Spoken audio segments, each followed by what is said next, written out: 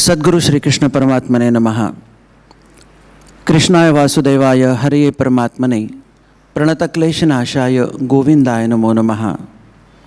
नमो भगवते तुभ्यं वासुदेवाय धीमहि प्रद्युम्नाय अनिरुद्धाय नमः संकर्षणाय च। वसुदेवं सुतं देवं कंसचाणूरमर्दनं देवकी परमानंदं कृष्णं वंदे जगद्गुरुं। नमो ब्रह्मण्यदेवाय गो ब्राह्मणहिताय च जगद्धिताय कृष्णाय गोविंदाय नमो नमः। सर्वमंगलमांगल्ये शिवे सर्वार्थसाधिके शरण्ये त्र्यंबके गौरी नारायणी नमोस्तुते। ओम जयंती मंगला काली भद्रकाली कपालिनी दुर्गा क्षमा शिवा धात्री स्वाहा स्वधा नमोस्तुते। रत्नाकरा धौतपदां हिमालय किरीटिनीं ब्रह्मराजर्षि रत्नाढ्यां वंदे भारत मातरम।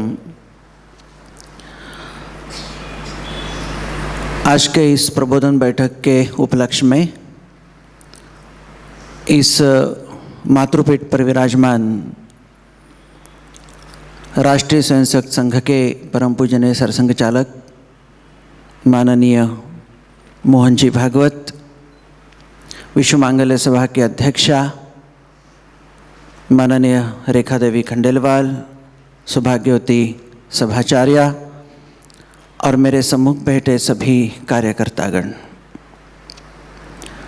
जिनके मार्गदर्शन के लिए हम आज कटिबद्ध थे, उस मार्गदर्शन के आज के यज्ञ की पूर्णाहुति परम पूजनीय सरसंघ चालक जी करेंगे ही। और जहाँ तक अपने मन के सवाल है और उसके प्रत्युत्तर में आप श्री का मार्गदर्शन है, तो ऐसा कोई औचित्य नहीं होता कि साल भर और आगे हमेशा हम बातचीत करने वाले हैं तो उसमें कोई समय गवाएं। तद्विधि प्रणिपातेन परिप्रश्नेन सेवया, विधि पूर्वक जैसे याज्ञवल्क्य जी बैठे थे सूर्य नारायण के रथ पर, तो बैठने की जगह नहीं मिल रही थी, तो उन्होंने जो जू होता है जोता, उसके लकड़ी पर ही बैठकर ज्ञान ग्रहण किया। क्योंकि सूर्य रुकता नहीं, इसलिए रथ रुकता नहीं। और सूर्य समान होने वाले परम पूज्य सरसंघ चालक जी जैसे जो महामानव होते हैं वो भी रुकते नहीं।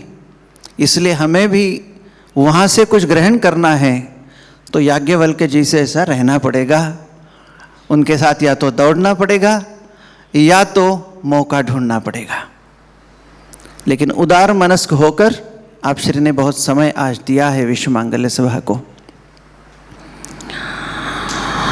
कुछ कहना तो चाहिए, सभाचार्य हूँ। मुझे एक प्रसंग याद आ रहा है कि जब श्रीमद् भागवत को परीक्षित राजा को श्री शुकदेव भागवत बता रहे थे, और उस समय ऐसे ही बहुत बड़ी सभा बैठी थी, और भागवत का अंतिम समय जब आया तो उस समय की कथा मैं बता रहा हूं कि कहते हैं कि वैकुंठ से विमान आया। विमान की मायने आज के जगत में हम विशेष मान जिसको मिलता है वहीं उसका विमान मिलता है, ऐसे समझो। तो पूरी सभा खड़ी हुई कि भागवत हमने भी सुना, भागवत के लिए जो नियम थे वो पालन हमने भी किए, हमने भी अनशन किया, हमने भी निर्जला होकर किया। लेकिन ये आनंद केवल परीक्षिति को ही क्यों, इसके लिए मोर्चा निकलने लगा। बड़ा भारी मोर्चा आया, कई संत थे, कोई महात्मा थे, कोई कुछ थे, और ये तो राजा था और सब राजपाट छोड़कर सुनने के लिए बैठा था। तो बड़ी महत्व की बात है ये। उस समय श्री शुकदेव जी के मुख से एक श्लोक निकला। वो श्लोक ऐसा है, जब पूछा गया सभी जनता से कि ये लाभ हमें क्यों नहीं, हमने भी सुना, हमने भी पालन किए, हमने भी अनशन किया, हमने भी उपवास रखे, व्रत रखे, हमें क्यों नहीं। तो वो श्लोक जो निकला वो ऐसा है, शिवाय लोकस्य भवाय भूपते य उत्तम श्लोक परायणा जनाः जीवन्ति नात्मार्थ असौ पराश्रयम् मुमोच निर्विद्य कुतः कलेवरम। श्लोक निकला तो सब अवाक रह गए। उसका अर्थ क्या है?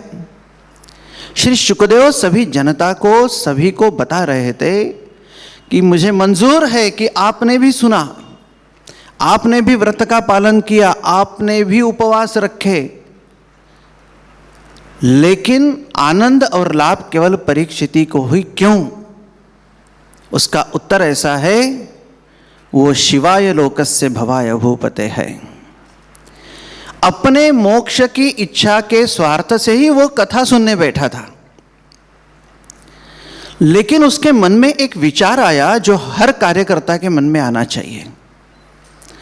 वो विचार कथा सुनते सुनते विचार ऐसा आया कि अरे मैं तो राजा हूं, राजा प्रधान सेवक होता है, केवल मेरे सुख चैन आनंद और मोक्ष की बात यदि मैं करता हूं, यह तो बहुत बड़ा पाप और स्वार्थ है।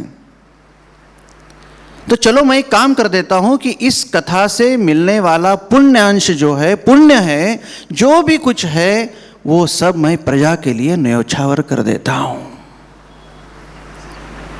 शिवाय लोकस्य, लोगों के कल्याण के लिए मैं अभी ये सब बांट देता हूं।